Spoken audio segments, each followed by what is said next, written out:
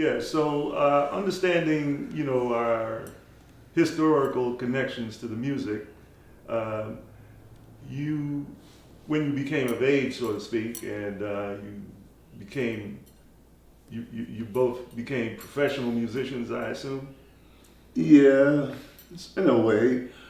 I my thing was like, my brother had all his associations with these different musicians, and at my house, even in the country, my house was like Sonny Clark used to come there, Oh, and the great pianist, local guy named Santee Powell, and good thumping Chuck Edwards, one of the Chuck Edwards. remember Yeah, Chuck Edwards? I They played were with all Chuck. people would come Yeah. to my house, Yeah. man. I used to see all these cats. I remember one day when my mother, they always liked to come and play the piano. So Chuck Edwards and Santee Powell and Sonny Clark came. And Santee used to come play the piano, but he was also a bassist. Mm. And that day he come in, he said, Miss Murphy, he said, I bought you a real piano player today. Oh, And it was Sonny Clark. And my brother had his little trap set up, man, they put on the concert, it blew my mind. wow. I said, I'm gonna have to do something about this, Mm. I got to be involved in this music. Mm-hmm. Mm-hmm. And Mm-hmm. boy, and I met some cats in Pittsburgh, like Edgar Willis, Booney Hazel and guys, Mm-hmm. and Judge Watson. Judge Watson. Yeah, them cats, man, those are my mentors. Honey Boy, I didn't meet Honey Ducky? Boy. I used to, Ducky Kente. Ducky Kemp. I used to watch Honey Boy, like I admired him from a distance because Yeah. he was some kind of drummer. He sure was. And, he wasn't like Roger and them, but I remember when I was overseas, I met Kenny Clark. And the first person he asked me about was Honey Boy. Honey Boy. Do you know Honey Boy? I said, I don't know him. I said, but I always admired this cat, What did he have? A Honey Yeah. Boy and his buzzing bees. That's yeah. right. And over here, actually, what about Rabbit? Rabbit Barnes, a great Rabbit Barnes, vibraphonist yeah, and drummer too. yeah. Rabbit was something else. And you figure like Harry Nash, the trumpet player. Oh, yeah. Oh man, there was so many cats, man.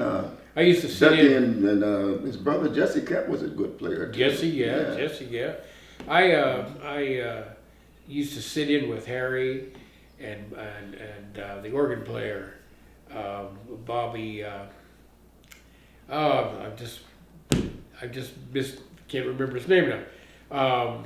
Over at the R House. Remember the R House? Oh, Bobby Jones. Bobby Jones. Yeah. Very easy name to remember, Bobby Jones. Mm-hmm. And of course the drummer still around now. Smoothie. Cecil Third, Cecil Brooks. Yeah, that's Smooth, Yeah. brother And- Smooth. And it was such an honor because I had an opportunity to go and sit and listen and then be asked if I wanted to sit in. Yeah. And it was such a challenge, but there was something that always happened when you would go up on stage. You'd just be transformed. You knew you had to produce something. Oh yeah. You know, they would make you play better. Oh, no doubt. Yeah. So, but in answer to your question, for me, I never was the professional trumpet player. Mm-hmm. Did I get paid for gigs? Yeah, I played my way through college. All right. And I think my last professional gig was with Melba Moore. Okay. She came into town, and I got called. Nelson actually gave me a call to come in and finish out the trumpet section for the band.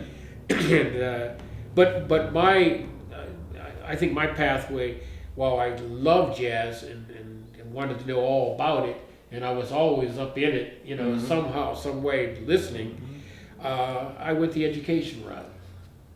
So Yeah. that was a path for me. But I often wonder what my life would have been like had I just stayed, because that's what I wanted to do. Oh, I wanted to be in the Count Basie band, and but I had to put food on the table. I had 2 children and, There you go. and responsibilities. So And I think that's a very significant place because, like anything else, if everybody was a musician, who would you be playing to? That's right.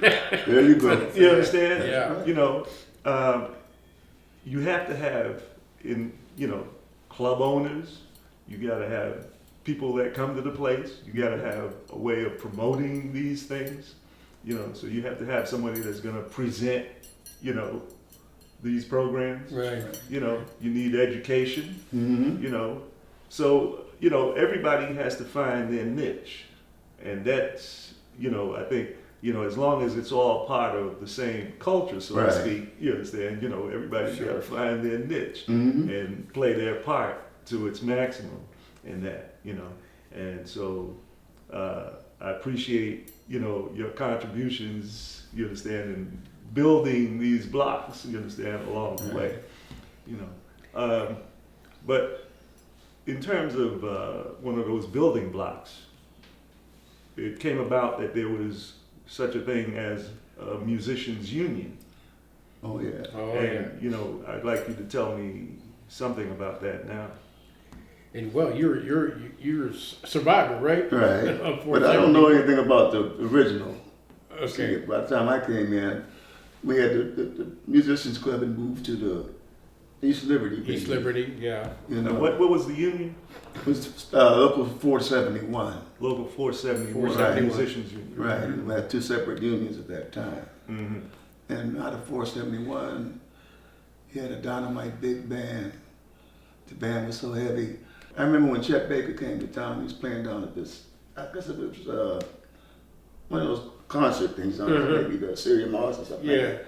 And all the cats used to come, when they come in town, they come out to the club. Because we had the best musicians club in the country. Lionel Hampton said that. He said, there's none in the world like this one.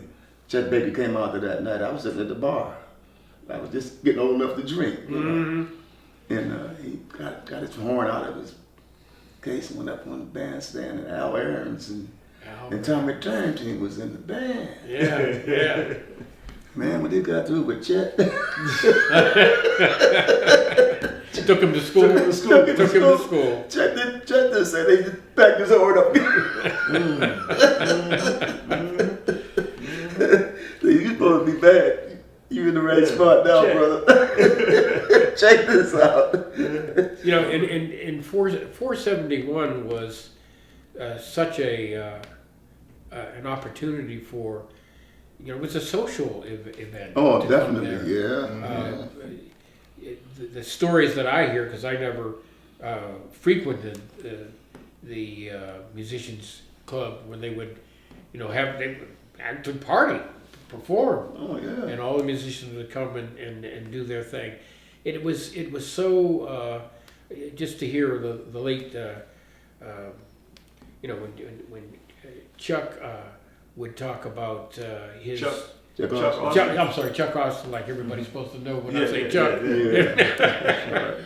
yeah. Chuck Austin would talk about how it was a place where you could come and learn from each other. Mm-hmm. Someone would bring a new lick in, or some little fancy arrangement that you take a look at, but you were always in a learning mode.